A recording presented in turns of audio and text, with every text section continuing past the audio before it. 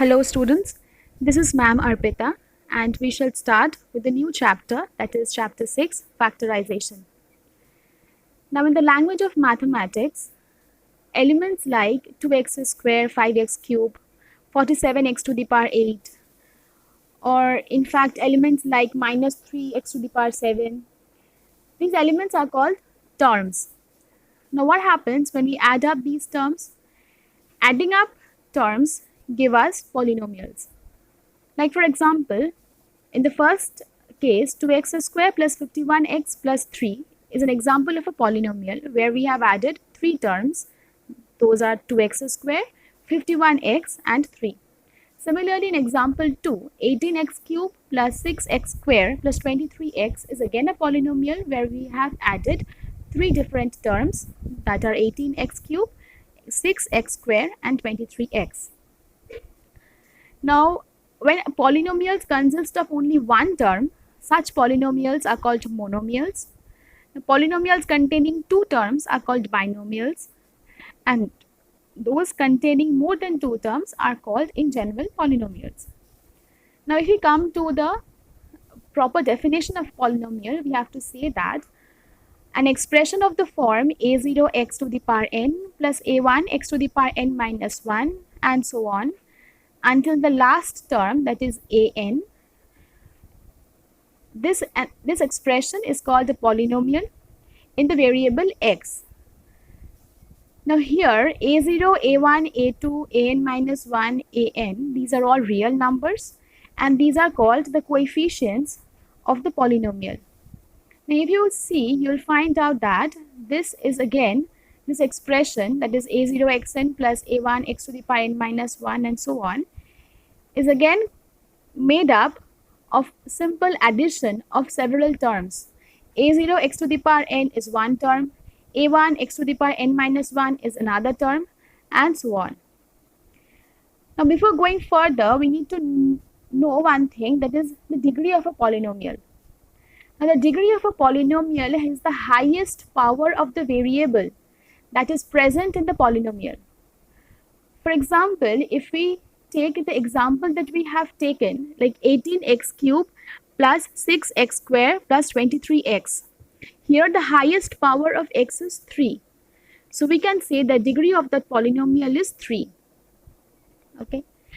Now, this term a0 x to the power n, this term a0 x to the power n is the first term of the polynomial. This is called the leading term if a0 is not equals to 0, and the coefficient of the leading term, that is a0, is called the leading coefficient of the polynomial.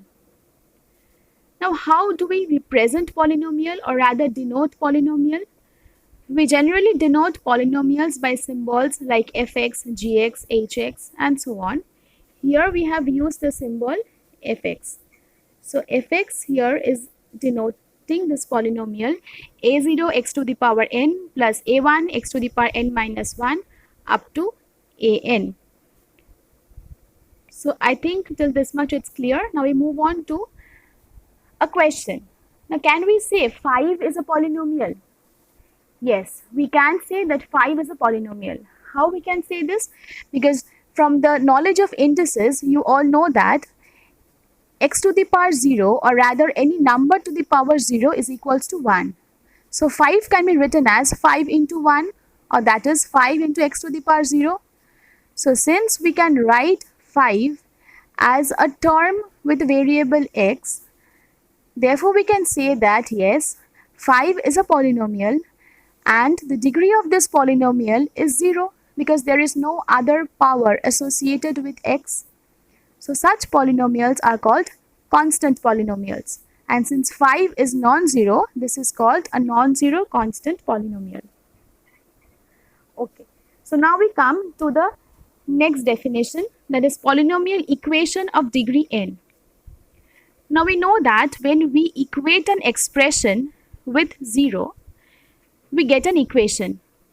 So here we have this expression of a polynomial fx, that is a0 x to the power n plus a1 x to the power n minus 1 up to a0. up to an. Then there's a slight mistake. Please rectify this. This will be an. So what we do is we equate this expression with 0. Now equating this expression with 0 gives us a polynomial equation of degree n. Why of degree n? Because we consider a0, that is the leading coefficient, to be non-zero. So we can say this is a polynomial equation of degree n. Now we take an example, 7x cube minus minus root 5x square plus 13x minus 11 is equal to 0. Now this is a polynomial equation and the degree of this polynomial equation is 3 because the highest power of x is 3. Now we come to the concept of equality of polynomials. When can we say that two polynomials are equal? Here we take two polynomials fx and gx. Now fx has degree n and gx has degree m. That is, we assume that a0 and b0 are not equals to 0. Then we can say that fx and gx will be equal, that is fx equals to gx, if and only if. Now IFF stands for if and only if. That is, the statement as well as the converse of the statement both holds true. So we can say that fx is equals to gx if and only if the degree of the polynomials are same, that is n is equal to m and ai is equal to bi for all I, that is all the coefficients of the polynomials are exactly same. If these two conditions are satisfied, then only we can say that fx is equal to gx. Now we come to the next concept, that is a division algorithm for polynomials. Now you know very well that when we divide 5 by 2, we get quotient as 2 and remainder as 1. And we can write 5 as 2 into 2 plus 1, 1 being the remainder, 2 being the quotient. So similarly, when we divide one polynomial by another polynomial, say we divide 2x cube minus 7x square plus 5x minus 9 by 2x minus 3. Now, if you do the rigorous division as I have done in the rough area, you will find that the quotient is coming x square minus 2x minus half and remainder is coming minus 21 by 2.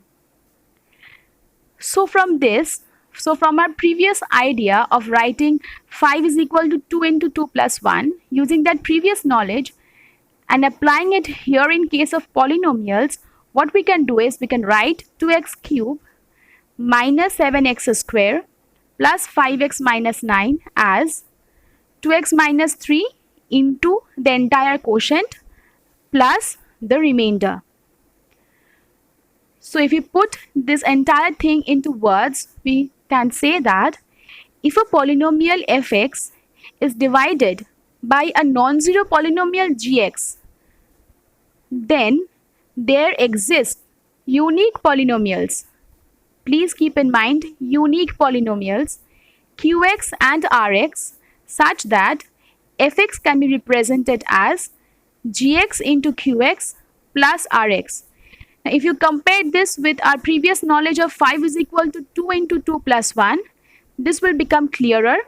But this is the general equation, that fx is equal to gx into qx plus rx, where either rx is equal to 0, that is a remainder can be 0 or may not be 0, or the degree of rx should be less than degree of gx.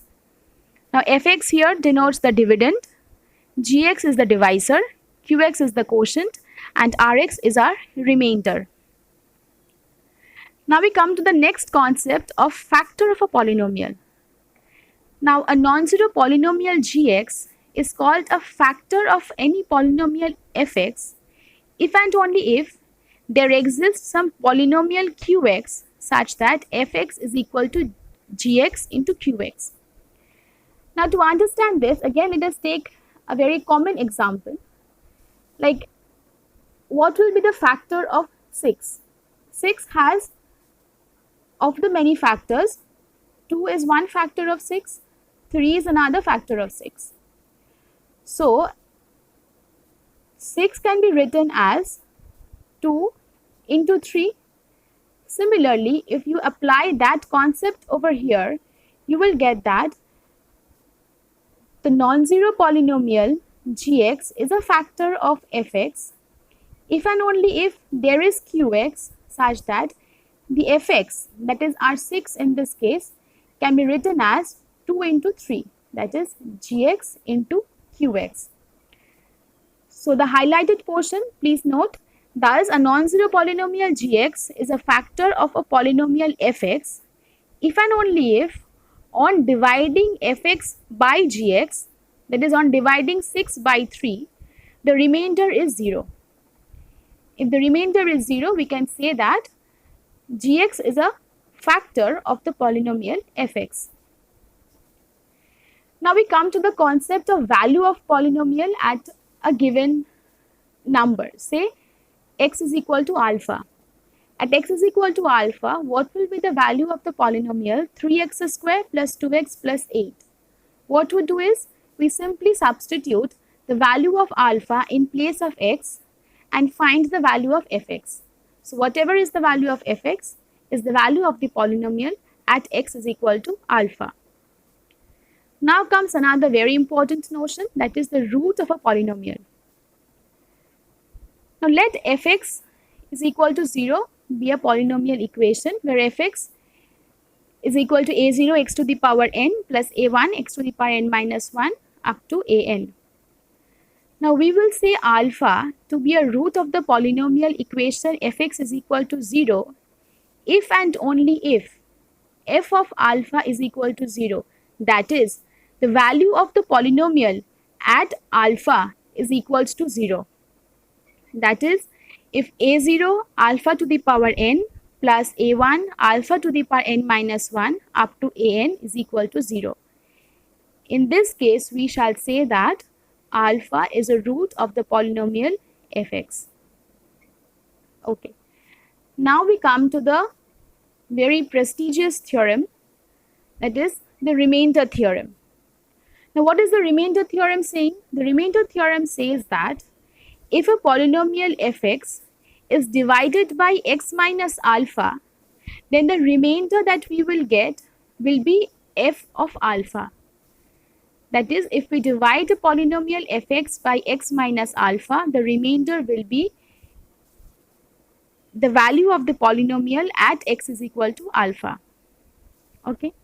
So we have two very important corollaries of this remainder theorem, and they are: the first corollary, if a polynomial fx is divided by x plus alpha, then the remainder is f of minus alpha, that is value of f at x is equal to minus alpha. And the second corollary says, if a polynomial fx is divided by ax plus b, where a is non-zero, then the remainder is f of minus b by a. So till this much is our basic theorem or basic theory portion. Now we come to exercise 6 and we solve certain sums related to this remainder theorem. So let's solve sum number 1, part 1. Find the remainder without division on dividing fx by x minus 2, where fx is given as 2x cubed minus 7x squared plus 3. Now we shall solve this sum using the remainder theorem. Now what does the remainder theorem say? The remainder theorem says that if a polynomial fx is divided by x minus alpha, the remainder is f of alpha. So here fx is a polynomial that is being divided by x minus 2. That is alpha in this case is 2. So by remainder theorem, we know that our remainder should be f of alpha, that is f of 2. So what we do is we find out the value of the polynomial f at 2. So f of 2 is 2 into 2 cube minus 7 into 2 square plus 3. And if you solve it, you will get the answer as minus 9. So by remainder theorem, without doing any division, we can simply find out that the remainder on dividing fx by x minus 2 will be minus 9. Now we come to the next sum, that is sum number 3 part 2. Find the remainder without division on dividing fx by 2x plus 1. Now this sum can be solved by two methods. First we see the first method. Both these methods are by the remainder theorem. One is using the remainder theorem directly. The other is by using the second corollary of the remainder theorem. The first method, we use the second corollary of our remainder theorem. Since fx is divided by 2x plus 1, therefore by corollary 2 of the remainder theorem, we can say that the remainder will be f of minus 1 by 2. So if we substitute the value minus half into the expression of fx, we get the remainder as 55 by 8. And since this is an improper fraction, it's preferable that you convert it into mixed fraction and you put the answer as 7 by 8. So this is our answer by the first method, that is by using corollary 2 of the remainder theorem. In the second method, what we do, we take 2x plus 1 equals to 0. From here we can say that x is equal to minus half. Now here we directly use the remainder theorem and we say that the value of the remainder will be f of alpha, where alpha in this case is minus half. So again, similarly we substitute the value of x as minus half in the expression of fx and we get the answer as 7 by 8. So during your exams, you can use any one of the methods as per your choice. Now we come to the third sum, that is sum number 7 part 1. What number must be subtracted from 2x square minus 5x so that the resulting polynomial leaves the remainder 2 when divided by 2x plus 1? Now let us take the number to be subtracted as a. Therefore, the new polynomial becomes 2x square minus 5x minus a. Now what we do is we divide 2x square minus 5x minus a by 2x plus 1. It is said that the remainder will be 2, right? So we do this by the help of our division method and we get the remainder as minus a plus 3. Now in the sum it is given that remainder is 2. So we simply equate minus a plus 3 with 2 and we get the answer as 1, that is a is equal to 1, which means that 1 is the number that has to be subtracted from 2x square minus 5x so that the resulting polynomial leaves the remainder 2. We move on to the next sum, that is sum number 8 part 1. Now what is the sum said? It is said that when divided by x minus 3, the polynomials, there are two polynomials given, they leave the same remainder. Now we have to find the value of p. In the second polynomial, there is an unknown quantity p, the value of which we have to find out. So let us initially take fx to be our first polynomial and gx to be our second polynomial. Now by remainder theorem, we know that when fx is divided by x minus 3, the remainder is f of 3. Here alpha is equals to 3, so remainder is equals to f of 3. And similarly, when gx is also divided by x minus 3, remainder is equals to g of 3. Now in our sum, it has been given that both of them leave the same remainder when they are divided by x minus 3. So we can write f of 3 is equals to g of 3.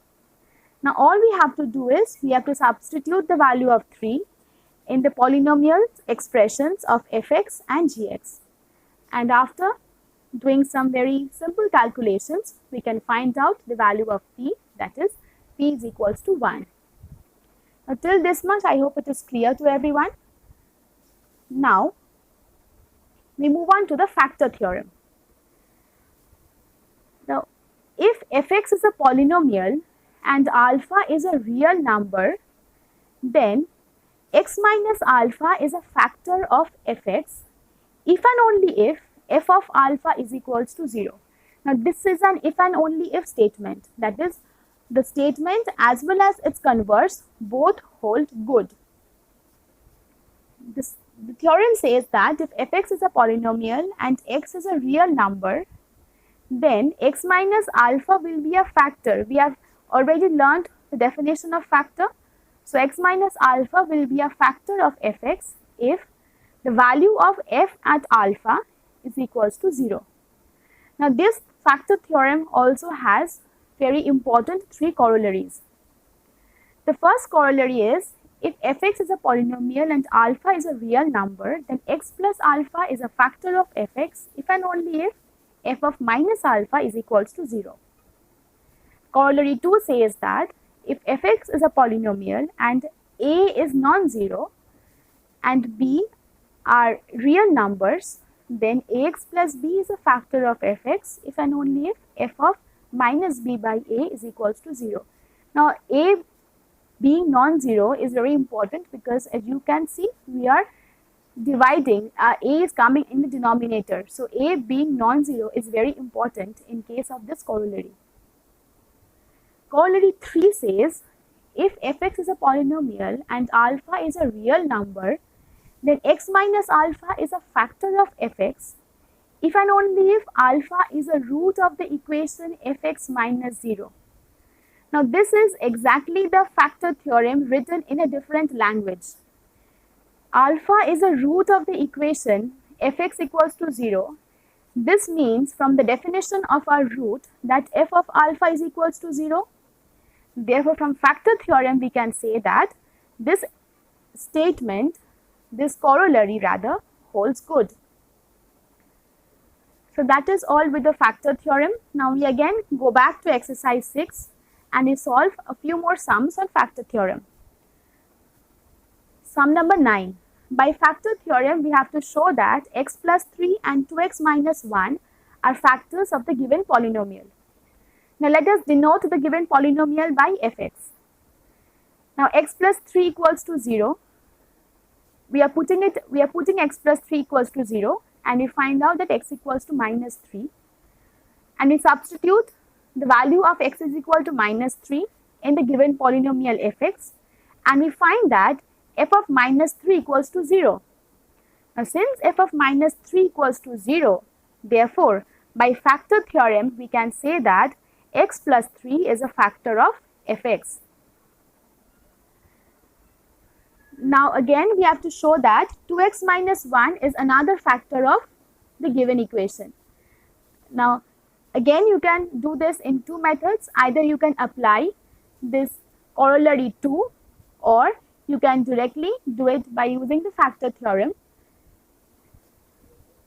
I have done it directly using the factor theorem. I have equated 2x minus 1 equals to 0, which implies x equals to half. And we see that f of half, that is value of polynomial at x is equal to half, is 0. So again from factor theorem we can say that 2x minus 1 is a factor of fx. We quickly go to sum number 18.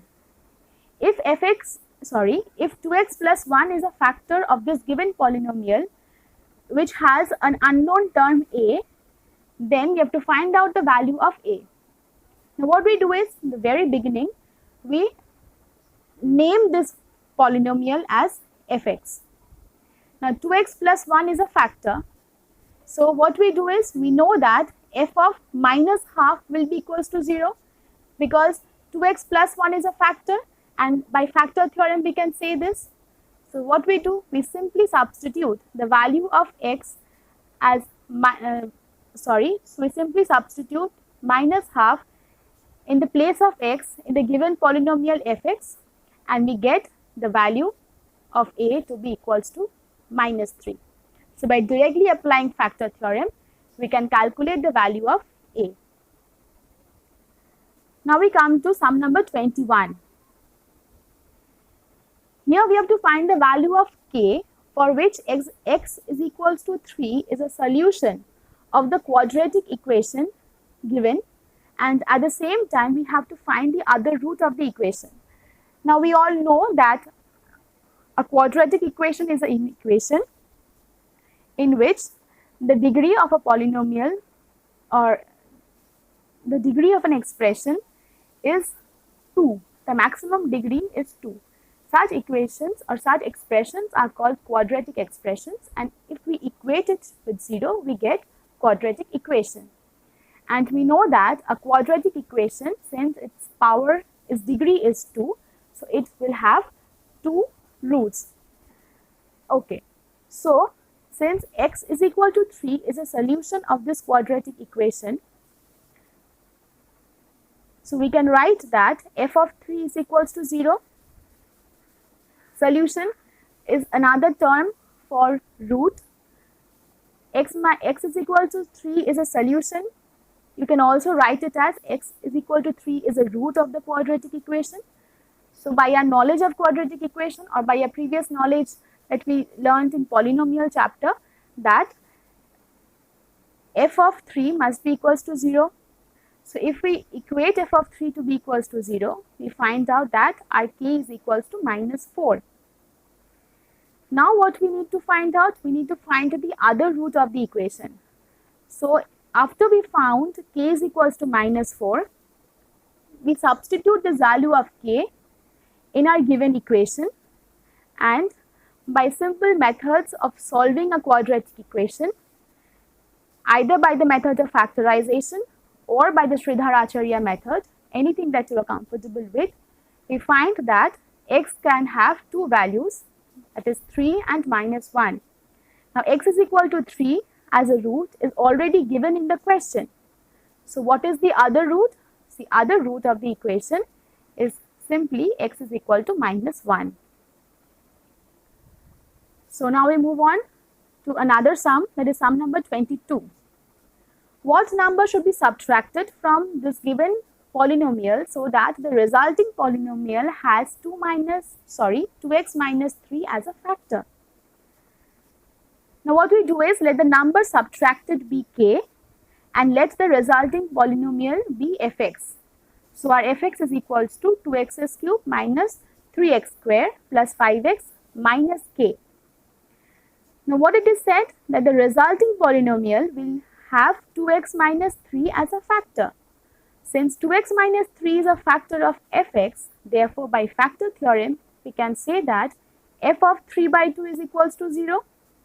So if we substitute the value of x with 3 by 2, we shall find, and equate it with 0, we shall find that the value of k is equals to 3. So by direct application of factor theorem, we can find out the value of k that has to be subtracted from the given polynomial so that the resulting polynomial has a factor 2x minus 3. Now we come to the last sum, that is sum number 25. X minus 2 is a factor of the expression x cubed plus ax square plus bx plus 6. See, here we have two unknown quantities a and b. So when this expression is divided by x minus 3, it leaves the remainder 3. We have to find the values of a and b. Now first let us denote the expression x cubed plus ax square plus bx plus 6 as fx. Now since x minus 2 is a factor of fx, therefore by factor theorem we can say that f of 2 is equals to 0. So substituting the value of x as 2 and equating the polynomial to 0, we get a first equation, that is 2a plus b is plus 7 is equal to 0. Now it is also said that when x minus 3 divides fx, we get remainder 3. So by remainder theorem, we have done remainder theorem before factor theorem. So by remainder theorem, we can say that f of 3 is equals to 3. So again we equate the polynomial fx with 3 by substituting 3 in the place of x, and we get our second equation, that is 3a plus b plus 10 equals to 0. Now what we do is we subtract these two equations. We solve these two equations by the method of simultaneous linear equation, the way we solve that by elimination method. So by elimination method we get a is equal to minus 3 And substituting this value of A is equal to minus 3 in equation 1, we get the value of B to be minus 1. So A is equals to minus 3 and B is equal to minus 1 are required